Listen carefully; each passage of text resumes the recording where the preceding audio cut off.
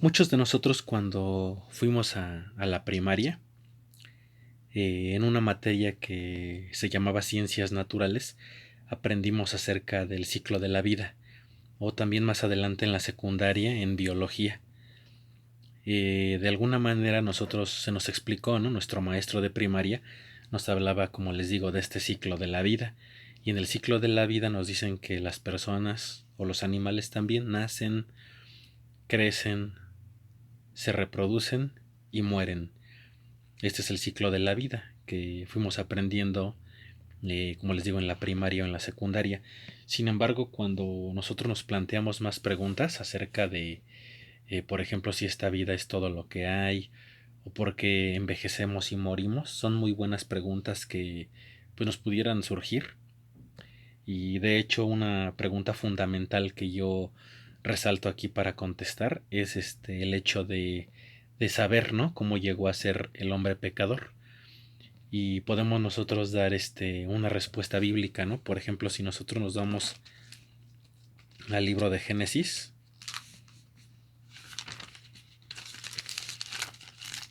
Génesis en el capítulo 2, los versículos 16 y 17.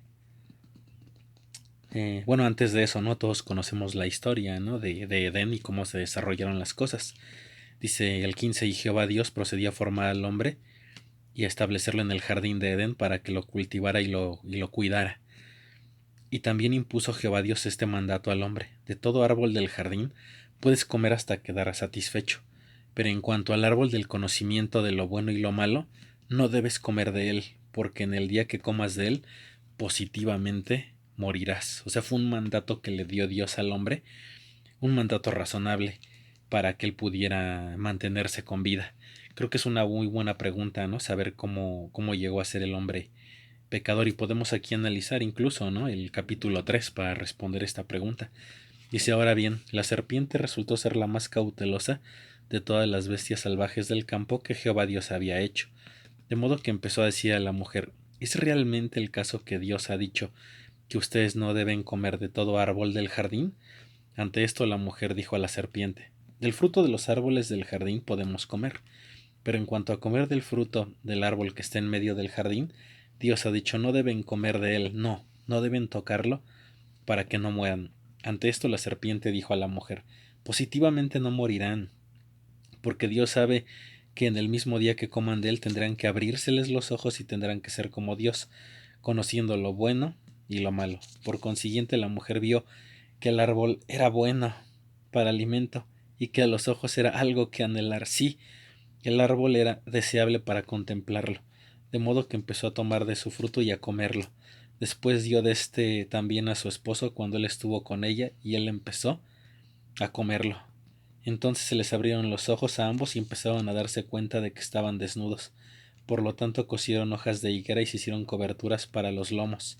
Y aquí pues todos conocemos la historia, ¿no? En lo que culminó, que de hecho sigue, ¿no? Sigue diciendo todo esto cuando los reprende, ¿no?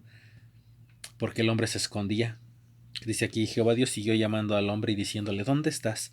Por fin él dijo: oí tu voz en el jardín, pero tuve miedo porque estaba desnudo y por eso me escondí. A lo que dijo él: ¿quién te informó que estabas desnudo? ¿Del árbol del que te mandé que no comieras has comido? Fíjense ahí, ¿no?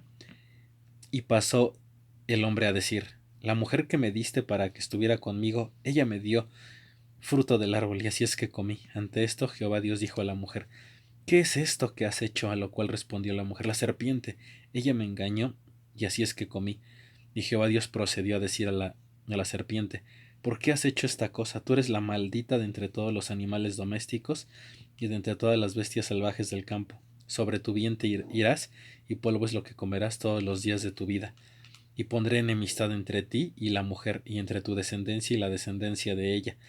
Él te magullará en la cabeza, y tú le magullarás en el talón. Aquí evidentemente es una profecía, no son las cosas profundas de Dios que se habla, ¿no? Tanto de la mujer, como dice, ¿no? Y pondré enemistad entre ti y la mujer, ¿no? O sea, entre Satanás y la mujer, ¿no? En este caso no era Eva, porque Eva con el tiempo murió, ¿verdad? Es una organización, es la organización de Dios.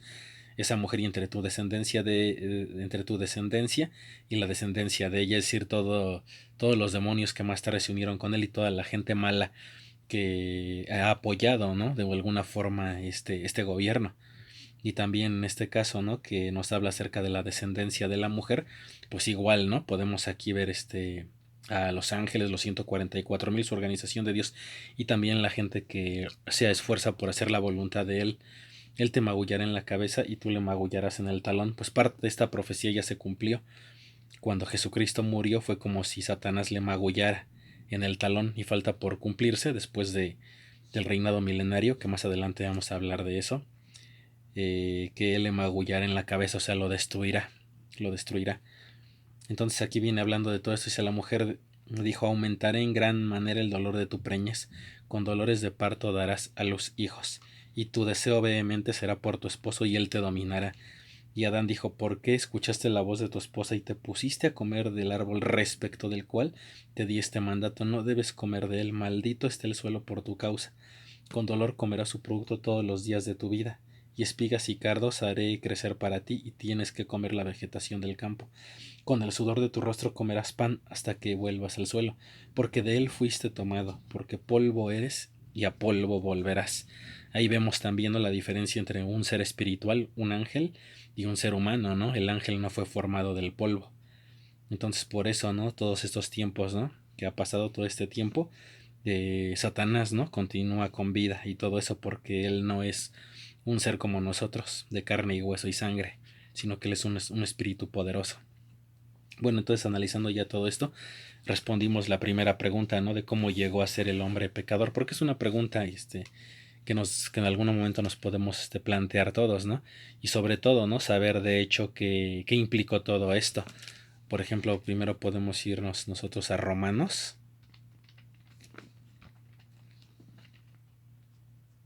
5, Romanos 5, 12. Romanos 5 dice: por eso, así como por medio de un solo hombre el pecado entró en el mundo, y la muerte mediante el pecado, y así la muerte se extendió a todos los hombres porque todos habían pecado. Es como una situación aquí, ¿no?, de que fue algo genético, digámoslo así, ¿no? El hombre tenía perspectiva de vida sin fin, pero al rebelarse, al oponerse a la voluntad de Dios, como vimos, de comer del fruto del árbol que se les dijo que no comieran, entonces el pecado, ahí surgió el pecado, y por consiguiente la muerte, ¿no?, como nosotros podemos analizar aquí, ¿no?, precisamente en Romanos 6, 23, que dice: porque el salario que el pecado paga es muerte, pero el don que Dios da es vida eterna por Cristo Jesús nuestro Señor. Y entonces aquí también podemos regresarnos incluso al 5:19, dice: porque así como mediante la desobediencia del solo hombre muchos fueron constituidos pecadores, asimismo también mediante la obediencia de la sola persona muchos serán constituidos justos. Se necesitaba un rescate. ¿Y qué es un rescate? Pues un rescate básicamente es pagar el precio. Por ejemplo, cuando hay un secuestro, ¿no?, se pide un rescate por esa persona, y a cambio de la vida de esa persona se da dinero. Entonces aquí, ¿quién tenía que hacer esa función? No podía ser otro ser humano imperfecto, porque se necesitaba que alguien correspondiera a Adán, hombre perfecto, ponerlos en una balanza para que fuera igual que Adán, ¿no?, un hombre perfecto. Entonces ese lugar lo tomó Cristo Jesús, como sabemos, un texto muy leído, ¿no?, en la vida cristiana. Por ejemplo, Juan 3:16, ¿no?, que dice: porque tanto amó Dios al mundo, que dio a su Hijo unigénito, para que todo el que ejerce fe en él no sea destruido, sino que tenga vida eterna. Entonces nosotros podemos ver todo lo que Jesucristo hizo. Entonces ese rescate, como dice aquí, ¿no?, que muchos serán constituidos justos, ¿no?, y que de hecho aquí lo podemos también constatar, ¿no?, en Juan 10:11 al 15. Juan 10:11 al 15, que dice: yo soy el pastor excelente. El pastor excelente entrega su alma a favor de las ovejas. Vean, ¿no?, aquí como podemos ver. Y si nos adentramos más, y así el texto, podemos ver también aquí en Juan, precisamente, ¿no?, lo que ofrece Jesucristo. ¿No? Dice: mis ovejas escuchan mi voz. Juan 10, 27 y 28. Mis ovejas escuchan mi voz, y yo las conozco, y ellas me siguen, y yo les doy vida eterna, y no serán destruidas nunca, y nadie las arrebatará de mi mano. Es lo que correspondía, ¿no? Dar su vida. Él dio su vida para que nosotros no se cometiera una injusticia, porque nosotros no tenemos la culpa del pecado de Adán. Entonces Él entregó su vida para que nosotros pudiéramos obtener la salvación. Y claro, ¿no? Que hay que cubrir ciertos requisitos, ¿no? Como aquí dice primera de Juan 2:2, vamos a ver otro texto, dice, y Él, o sea Jesucristo, es un sacrificio propiciatorio por nuestros pecados, pero no solo por los nuestros, sino también por los de todo el mundo. Es decir, que Jesucristo entregó su vida una vez y para siempre, incluso, ¿no? Por cada bebé que van naciendo, cada ser humano que va naciendo sin conocernos, Él entregó su vida por cada uno de nosotros. Y podemos constatarlo también aquí en otro texto, que es primero a los Corintios 15:22, que dice, porque así como en Adán todos están muriendo, así también en el Cristo todos serán vivificados. O sea que vemos cómo, ¿no? Adán nos entregó al pecado y a la muerte, como vimos aquí en Romanos 5:12 y 19. Pero mediante Jesucristo podemos obtener la recompensa y la vida eterna, la posibilidad de vivir para siempre. ¿Y en qué estado? ¿No? Mucha gente diría, no, pues yo no quiero vivir eternamente. Pues vemos los problemas que tenemos como seres humanos en la actualidad, ¿no? Pues no es en ese estado, ¿no? En esas condiciones como la podemos ver, sino también es en una situación de paz, ¿no? De gozo. Y muchas personas dicen, no, la palabra paraíso, la esperanza de vida terrestre no aparece en la Biblia, pero nosotros podemos constatar que sí. Por ejemplo, podemos irnos a Salmo 37:11.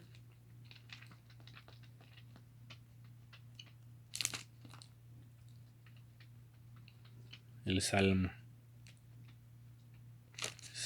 37:11, y es bíblico todo esto. Dice, pero los mansos mismos poseerán la tierra y verdaderamente hallarán su deleite exquisito en la abundancia de paz. Eso quiere decir, ¿no? ¿Quiénes son los mansos? Los justos, los que hacen la voluntad de Dios. Vivirán donde dice, poseerán la tierra para siempre.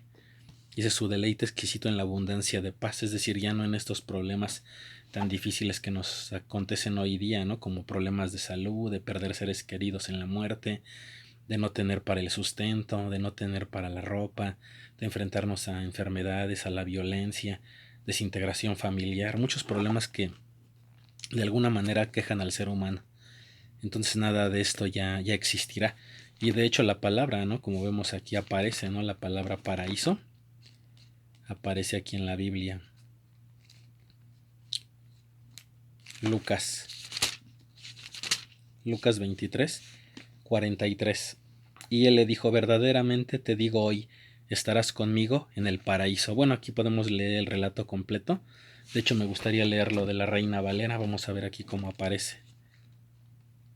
Es Juan 23:39 en adelante. Dice, y uno de los malhechores que estaban colgados le injuriaba diciéndolo, si tú eres el Cristo, sálvate a ti mismo y a nosotros. Respondiendo el otro, le reprendió diciendo, ni aún temes tú a Dios estando en la misma condenación. Nosotros a la verdad justamente padecemos, porque recibimos lo que merecieron nuestros hechos, mas ningún mal hizo. Y dijo a Jesús, acuérdate de mí cuando vengas en tu reino. O sea, el malhechor le pidió eso a Jesucristo, y Jesucristo le contesta. Entonces Jesús le dijo, de cierto te digo, que hoy estarás conmigo en el paraíso. O sea, le habló de un paraíso, ¿no? Que significa jardín o parque, como el paraíso que estaba en Edén. Le prometió una vida al malhechor. Entonces vemos que esa palabra del paraíso y de la vida en la tierra sí se menciona varias veces en las escrituras. Ahorita solamente por citar dos ejemplos, ¿no? Pero pues gracias a esto, ¿no? Nosotros podemos abrigar una esperanza segura. Claro, ¿no? Como les digo, cubriendo también ciertos requisitos. Y también, ¿no? Pues pensamos también al morir, ¿a dónde se va la gente? Esa era una de mis preguntas. Porque muchas personas que han estado al borde de la muerte han asegurado, ¿no? Que se fueron como por un túnel, o que se fueron por un lugar donde había colores que nunca habían visto, o incluso que se fueron por un bosque, o que en un lugar blanco, ¿no? En un lugar, pues sí, digámoslo, de paz y tranquilidad, ¿no? Y otras personas piensan que andan penando, que cuando la gente llora no los deja irse, no los deja descansar. Hay muchas cosas así, pero también nosotros constatamos esa respuesta. La podemos ver aquí en Eclesiastés.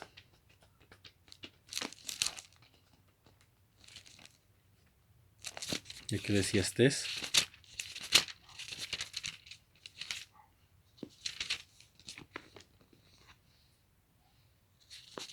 Eclesiastés dice 9:5. Dice, porque los vivos tienen conciencia de que morirán. O sea, nosotros, ¿no? Sabemos de que algún día hemos de morir. Pero en cuanto a los muertos, ellos no tienen conciencia de nada en absoluto, ni tienen ya más salario, porque el recuerdo de ellos se ha olvidado. Y dice el 6 también, su amor y su odio y sus celos ya han perecido, y no tienen ya más porción hasta tiempo indefinido en cosa alguna que tenga que hacerse bajo el sol.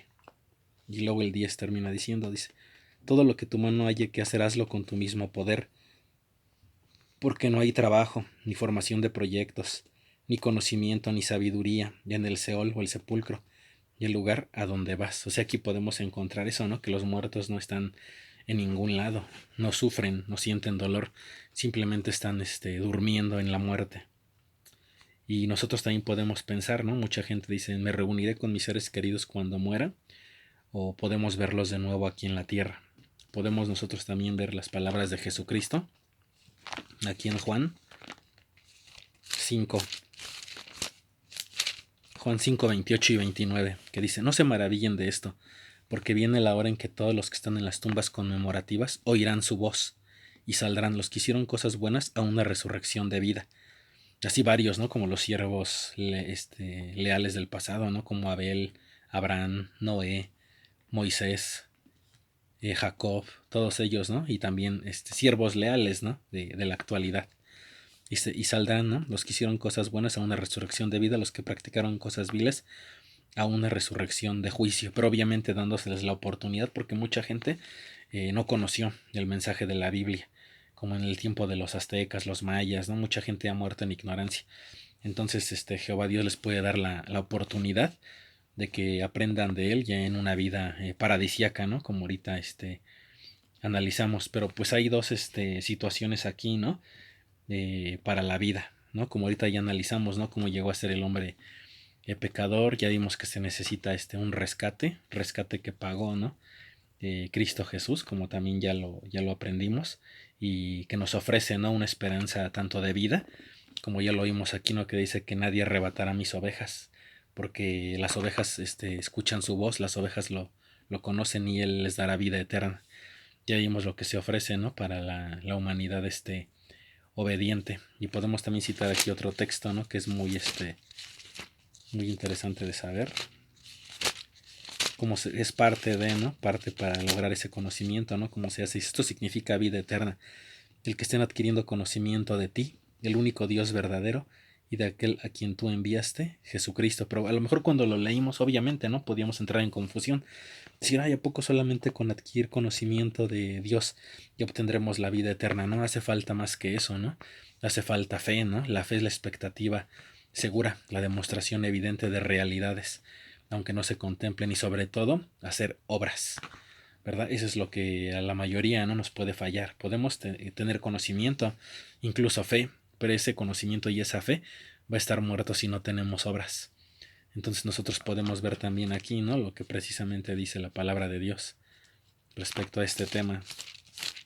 Está aquí en Santiago 2:26, que dice, en verdad, como el cuerpo sin espíritu está muerto, también así, la fe sin obras está muerta. Entonces lo que ahorita ya también aprendimos, ¿no? Aquí tocando dos puntos acerca de que una fe sin obras está muerta, de nada vale.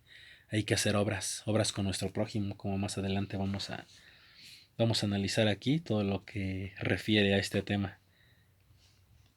Y aquí, por ejemplo, también habla acerca, ¿no? Del cuerpo, ¿no? El cuerpo, el alma, el espíritu.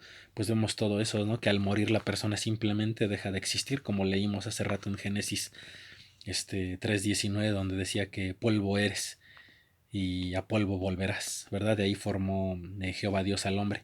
Entonces al morir nosotros regresamos al polvo, no nos damos al cielo, ni nos damos a un lugar de tormento, ¿no? Claro que hay una vida celestial, que también es importante tratar ese tema.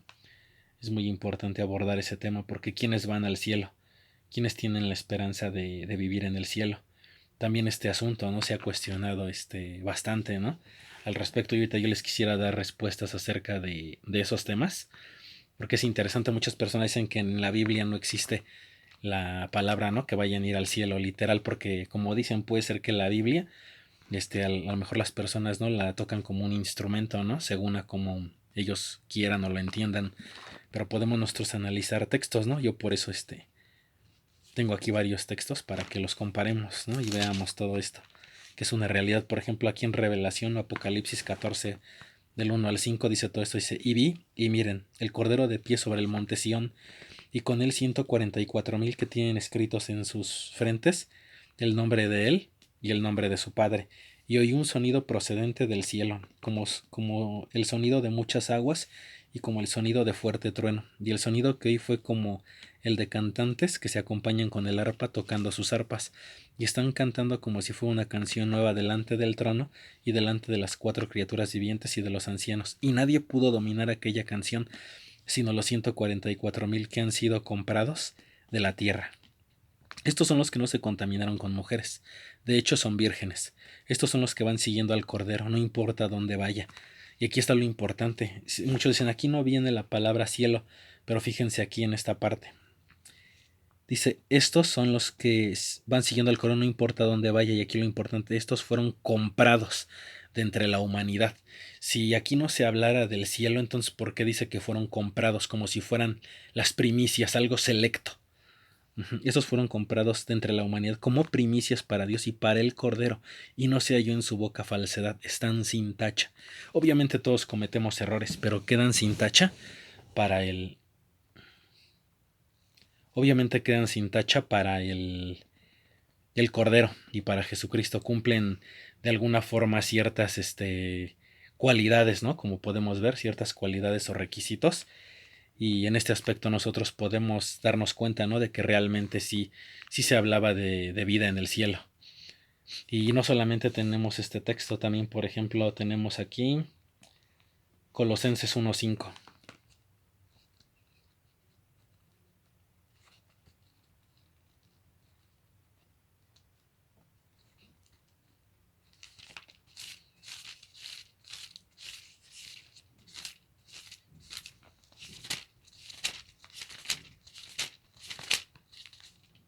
Incluso platicando hace unos días con una persona que dijo que apenas iba a bautizar con los testigos de Jehová, me dijo que hasta que viera mi Biblia, ¿no? Y me citó alguno de Salmos, de la Reina Valera, me decía él, y decía que no había encontrado la palabra que iban a vivir en el cielo. Pero pues aquí, por ejemplo, sí podemos encontrarla. Yo de hecho se lo mencioné, pero ya no me dijo nada. Muchas veces la gente no es humilde para aceptar algunas verdades, ¿no? Dice Colosenses 1:5, dice, a causa, aquí le hablaba a los colosenses que eran cristianos ungidos o elegidos para vida celestial y que no eran, que eran gentiles, ajá. No eran realmente hebreos, ¿no? No eran israelitas. Dice aquí 1:5, dice, a causa de la esperanza que está reservada para ustedes en los cielos. De esta esperanza oyeron antes por la declaración de la verdad de esas buenas nuevas, ¿verdad? A causa de la esperanza que está reservada para ustedes en los cielos. Aquí es muy claro, ¿no? También si por ejemplo nos vamos a Hebreos, nos vamos a Hebreos 3, Hebreos 3:1 dice, por consiguiente, hermanos santos, participantes del llamamiento celestial, consideren al apóstol y sumo sacerdote que nosotros confesamos, a Jesús. Vean, aquí también se habla del llamamiento celestial. Y también surge una situación, ¿no? Que yo he venido viendo incluso desde hace un año, un poquito más, acerca de la situación de que dicen que los apóstoles no eran ungidos, ¿no? Cuando participaron de los emblemas. Y efectivamente, ¿no? Podemos nosotros ver, ¿no? Que eso fue hasta el 33, ¿no? Del Pentecostés. En el 33 era común cuando recibieron la unción del Espíritu Santo. Pero vamos a ver un texto. De hecho, vamos a ver varios. Por ejemplo, aquí, muchas veces incluso platicando con una persona se aferraba, ¿no? Y me decía que ahí no hablaba del cielo. Pero como pueden ver ahorita, pues ya cité algunos textos donde se habla del llamamiento celestial. Aquí, por ejemplo, en Juan 14, aquí les dijo Jesucristo a sus discípulos. Les dijo, en la casa de mi padre hay muchas moradas. De otra manera se lo hubiera dicho a ustedes, porque voy a preparar un lugar para ustedes. Aquí él está prometiendo vida celestial. Vamos a suponer que no eran ungidos como tal con Espíritu Santo, pero Jesucristo de alguna forma ya les había hecho saber que ellos iban a ser ungidos. Claro que a veces se dice, pero lo que se discute es que no eran ungidos, pero ellos tenían que participar de los emblemas porque de alguna forma ellos ya formaban, como dice aquí, ¿no? Iban para el cuerpo de Cristo, ellos ya realmente eran elegidos. Ya no lo llamemos ungido, llamémoslo elegidos para vida celestial, cosa que en la actualidad pues muchos de nosotros no, ¿verdad? Entonces podemos aquí ver denotar esto, y de hecho hay textos, ¿no? Que incluso los han citado, y yo aquí quisiera yo sí hacer una aclaración de todo esto en base a sí, digamos a un estudio ya más profundo, ¿no? Detallado. Aquí en Juan 6, vamos a ver desde el 52. Dice, por eso los judíos se pusieron a contender unos contra otros y decían, ¿cómo puede este hombre darnos a comer su carne? Entonces Jesús les dijo, muy verdaderamente les digo, a menos que coman la carne del Hijo del Hombre y beban su sangre, no tienen vida en ustedes. El que se alimenta de mi carne y bebe mi sangre tiene vida eterna, y yo lo resucitaré en el último día. Porque mi carne es verdadero alimento y mi sangre es verdadera bebida. El que se alimenta de mi carne y bebe mi sangre permanece en unión conmigo y yo en unión con él. Sí, efectivamente pudiéramos pensar aquí, ¿no? Que solamente más bien que todos deberíamos de participar de los emblemas, ¿no? De comer el pan y beber el vino. Y vamos a analizar varios puntos, ¿no? Yo encontré unos textos que me gustaría compartir con ustedes, que le digo que al final yo no impongo nada, yo respeto la postura que ustedes tengan, ¿no? Pero yo, por ejemplo, les puedo hacer un análisis de esto. Por ejemplo, nos podemos ir a Mateo 26 en adelante. Dice, mientras continuaron comiendo, Jesús tomó un pan y después de decir una bendición lo partió, y dándolo a los discípulos dijo, tomen, coman, esto significa mi cuerpo. También tomó una copa y habiendo dado gracias, la dio a ellos, diciendo, beban de ella, todos ustedes, porque esto significa mi sangre del pacto, que ha de ser derramada a favor de muchos para perdón de pecados. Y aquí viene lo interesante, dice, pero les digo, que de aquí en adelante de ningún modo beberé yo de este producto de la vid hasta aquel día en que lo beba de nuevo con ustedes en el reino de mi Padre. O sea, ahí me da a entender ahí, o sea, yo lo que les digo, ¿no? La explicación que doy, como que solamente los que son elegidos para vida celestial son los que hicieron un nuevo pacto con Jesús. Desde mi punto de vista y leyendo estos textos, y más adelante voy a explicar el porqué, ¿no? De lo de Juan 6, 52 al 56. Pero aquí me da a entender eso, ¿no? Que ustedes, dice, pero les digo, de aquí en adelante de ningún modo beberé yo de este producto en la vida hasta aquel día en que lo beba de nuevo con ustedes en el reino de mi Padre. O sea que aquí les habla a los que van a vivir en el cielo. Y también, de hecho, pues lo podemos constatar nosotros aquí, ¿no? Podemos constatarlo nosotros también aquí en Lucas 22-29, que dice, y yo hago un pacto con ustedes, así como mi padre ha hecho un pacto conmigo para un reino. Y luego dice el 30, para que coman y beban a mi mesa en mi reino, y se sienten sobre tronos para juzgar a las 12 tribus de Israel. Ahí también me da a entender que solamente los que tienen esperanza de vida celestial, porque hacen un nuevo pacto, estaban antes por el pacto abrámico, ahora ellos hacen un nuevo pacto para un reino. Jehová lo hace con Jesucristo y Jesucristo con los elegidos. Ahí podríamos ver, ¿no? Ahora quiero regresarme a la explicación que dimos aquí, ¿no? O que la mayoría de ustedes piensa, ¿no? En este aspecto. Mucha gente me ha dicho es que entre esa gente no había nadie que tuviera esperanza de vida, bueno, que no solamente tú le puedes decir a alguien, ¿no? Le podemos decir a alguien. Aquí en este capítulo y versículo, en Juan 6:56, el que se alimenta de mi carne y bebe mi sangre permanece en unión conmigo y yo en unión con él, ¿no? Y dice que nadie tiene vida eterna a no ser que coma su carne y beba su sangre. Y podemos decir, pero a lo mejor le hablaba, pues yo pudiera decirles, ¿no? A lo mejor en ese tiempo puro ungido, puro elegido, ¿no? y que ya, aparte además de que lo que les comenté ahorita, ¿no? Quizá nadie había sido ungido con el Espíritu Santo, pero hay una diferencia. De todos modos, Jesucristo ya los había elegido como sus discípulos y eso, Él les dio mismo el derecho, ¿no? De decir, ¿no? Más adelante les dice eso, ¿no? En el 14.2 que ya leímos, ¿no? Que le dicen, en la casa de mi padre hay muchas moradas, de otra manera se los hubiera dicho a ustedes porque voy a preparar un lugar para ustedes. Obviamente les habla del cielo. Entonces nosotros podemos decir aquí, yo le pudiese decir, no, pero ahí les decía a toda la gente, ¿no? Aunque no era ungida. Pero eso de decir en unión conmigo, más adelante solamente se lo citó a los gentiles, pero que ya eran ungidos. Ellos sí, ¿no? Y podemos ver aquí, hay múltiples ejemplos de eso en las cartas que escribió Pablo, pero vamos a leer algunos nada más. Dice Pablo y Timoteo, esclavos de Cristo Jesús, a todos los santos en unión con Cristo. Jesús, que están en Filipos juntamente, bueno, dice aquí, ¿no? Con los superintendentes y siervos ministeriales, pero nada más quiero resaltar hasta donde dice en unión con Cristo.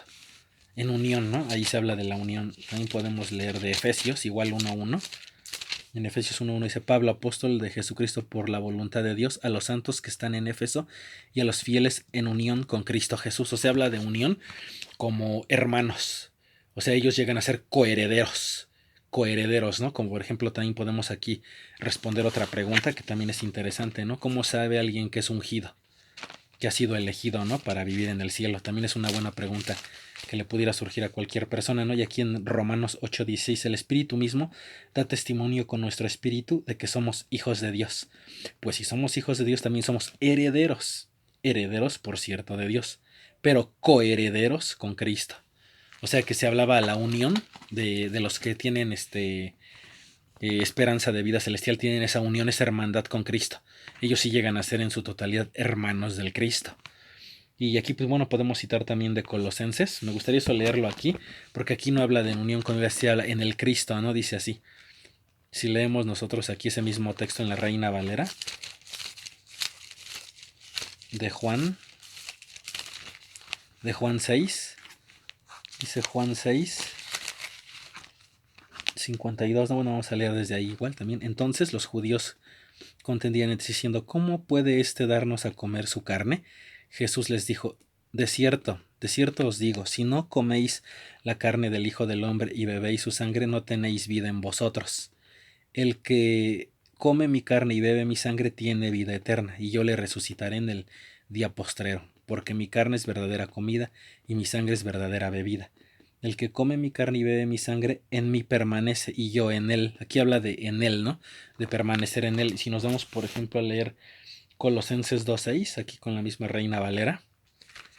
Colosenses 2:6 dice, por lo tanto, de la manera que habéis recibido al Señor Jesucristo, andad en él. Ahí habla de en él, pero aquí es la unión, ¿no? En él. O sea, ellos pertenecen a él, andan en él, los que tienen la esperanza de vida en los cielos. Y ya citamos aquí varios ejemplos. Si pudiéramos citar más, ¿no? Incluso aquí tenemos también 2 Corintios 5:17. 2 Corintios 5:17, vamos a ver qué dice. Por consiguiente, si alguien está en unión con Cristo, es una nueva creación. Fíjense, en unión con Cristo, una nueva creación. Porque evidentemente que ellos, por eso dice la Biblia, ¿no? Que también medió su muro 144 codos según la medida de hombre y a la vez de ángel. Porque son los que, como les repito, no tienen la vida celestial. También podemos leer primero los Corintios 1:30. Les digo que hay múltiples textos.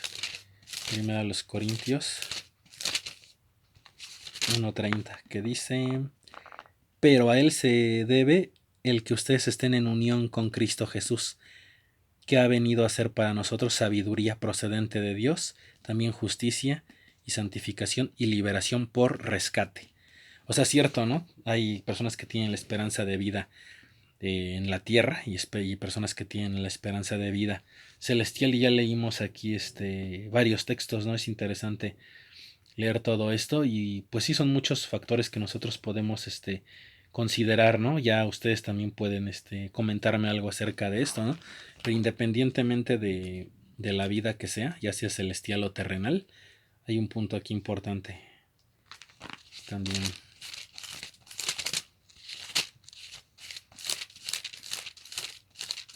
Antes de Hebreos. Tito. Tito 1 dice: sobre la base de una esperanza de vida eterna, que Dios, que no puede mentir, prometió antes de tiempos de larga duración. Entonces, como podemos ver, ¿no? Ahorita volvemos a hacer el repaso y aprendimos, ¿no? Y cómo llegó a ser el hombre pecador, que de hecho, ¿qué es un pecado, no? Un pecado es la violación de las leyes de Dios, su norma perfecta.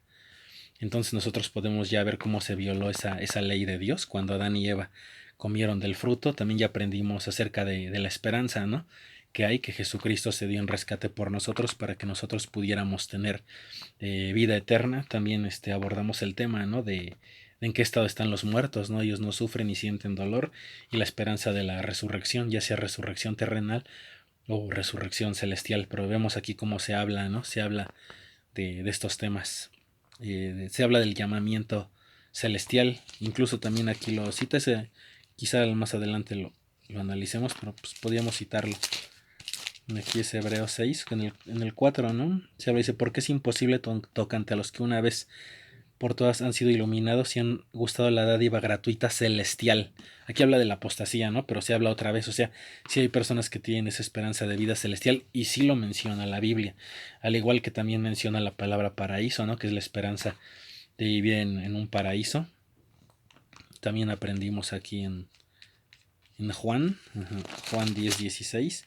Y si tengo otras ovejas que no son de este redil, a esas también tengo que traer, y escucharán mi voz, y llegarán a ser un solo rebaño, un solo pastor. O sea, aquí también hace una distinción, ¿no? Entre las personas que tienen esperanza de vida celestial y esperanza de vida terrenal. Ya Jehová Dios es al que corresponde darle eso, ¿no? Incluso también eso discuten, ¿no? Algunos apóstoles, ¿no? Que dicen que quieren estar uno a su derecha y otro a su izquierda.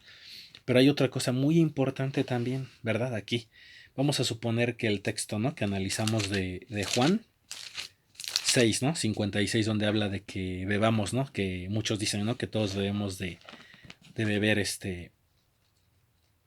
el vino, ¿no? Que es la sangre de Jesús, y el pan, comer el pan, que es el cuerpo del Cristo. También aquí viene otro punto muy interesante. Supongamos que así fuera, ¿no? Y ustedes lo pudieran entender así. También hay otra cosa, ¿no? Que nosotros tenemos que tener en cuenta. Aquí primero los Corintios 11 del 23 en adelante. Dice: porque yo recibí del Señor lo que también les transmití, que el Señor Jesús, la noche en que iba a ser entregado, tomó un pan, y después de dar gracias lo partió y dijo: esto significa mi cuerpo a favor de ustedes. Sigan haciendo esto en memoria de mí. Hizo lo mismo respecto a la copa también, después de haber cenado, al decir: esta copa significa el nuevo pacto, fíjense, el nuevo pacto en virtud de mi sangre.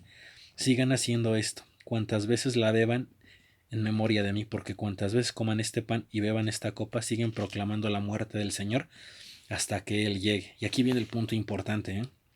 Por consiguiente, cualquiera que coma el pan o beba la copa del Señor indignamente será culpable respecto al cuerpo y la sangre del Señor. O sea, y luego aquí continúa la explicación, ¿no? Dice: primero apruébese el hombre a sí mismo, después de escrutinio, y así coma del pan y beba de la copa. Hoy en día es muy común llevar doble vida, y eso se puede ver en todas las religiones y en todas las áreas, no nada más en las religiones. Hoy en la actualidad cada uno de nosotros pudiéramos estar llevando una doble vida. Entonces de esta manera nos atreveríamos a comer del pan que representa el cuerpo de Cristo y a beber de la copa de vino que representa la sangre del Señor. ¿Nos atreveríamos a hacer eso si en este caso estuviéramos llevando una doble vida? Como dice aquí el texto, no nos haríamos responsables de la carne y del cuerpo y de la sangre del Señor. Pues es como si hubiéramos matado a nosotros al Señor Jesucristo. Vean todo eso como a lo que conlleva. Puede ser que sí, vamos a tomar como validez, pero yo con los textos que les di sí me gustaría que hiciera un análisis profundo, libre de un apasionamiento religioso, ¿no? O alguna situación de aversión, ¿no? Hacia la religión de los testigos de Jehová o de cualquier otra vertiente. Yo sí los invito a tener una mente muy abierta, porque yo en este aspecto estuve indagando muy bien el tema para llegarlo a entender, ¿no? Y también este punto creo que aquí el apóstol Pablo dice algo muy claro, que realmente, ¿no? O sea, y eso es muy común, a veces, como dices, podemos venir con piel de oveja, pero por dentro ser lobos voraces, o incluso, ¿no? Llevar, como les digo, una doble vida, ¿no? Quizás ser casados y tener otra mujer, no sé, ¿no? Un fraude, lo que sea, pero ahora en la actualidad es muy común llevar esa doble vida, ¿no? Hasta en la intimidad del hogar, en todos lados, ¿no?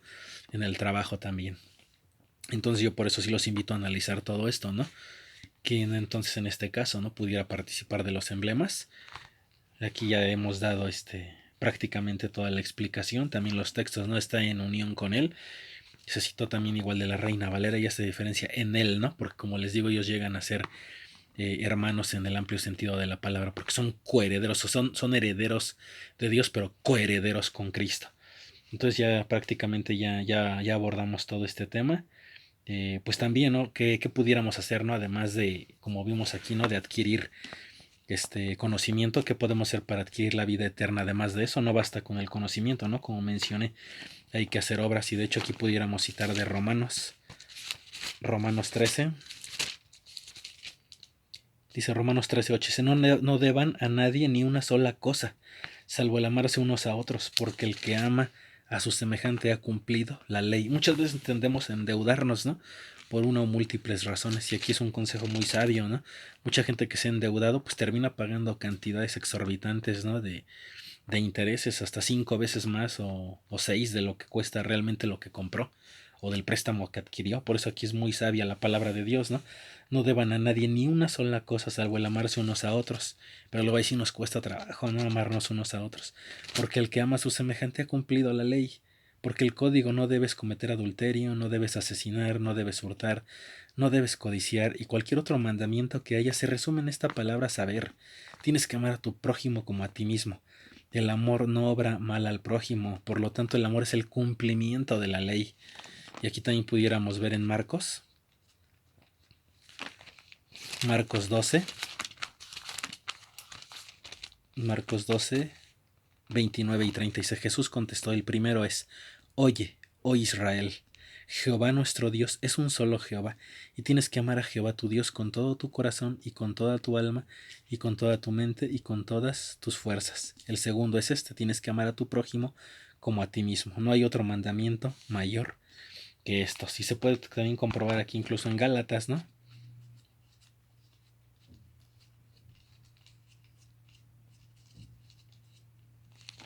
Es Gálatas 2, 20. Bueno, aquí habla de otro texto, ¿no? Dice: estoy fijado en un madero junto con Cristo.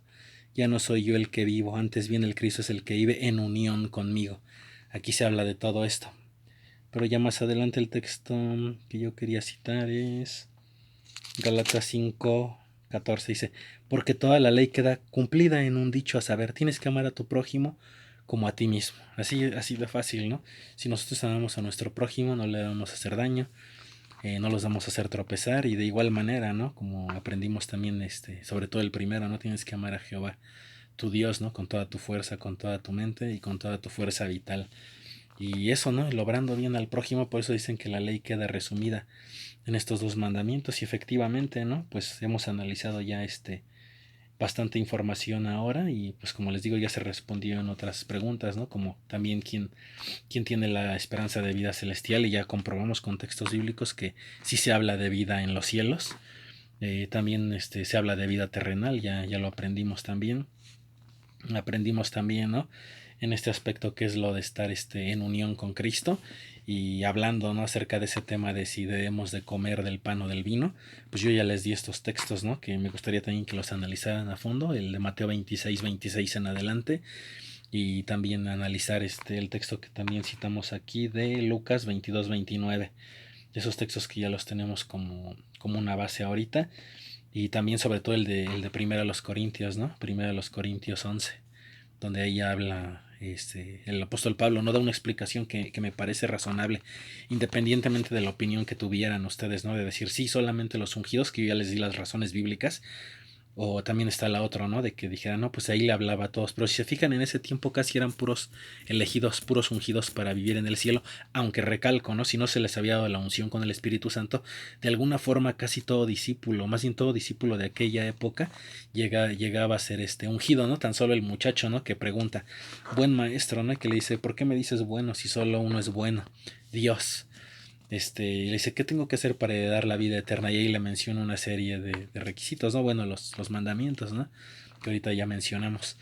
Y dice, yo he guardado todo esto, ¿no? Y cuando le dice que también si quiere ser perfecto, ¿no? Claro, en sentido relativo, deje dé a los pobres, ¿no? Y vence a mi seguidor, le hace la invitación Jesucristo.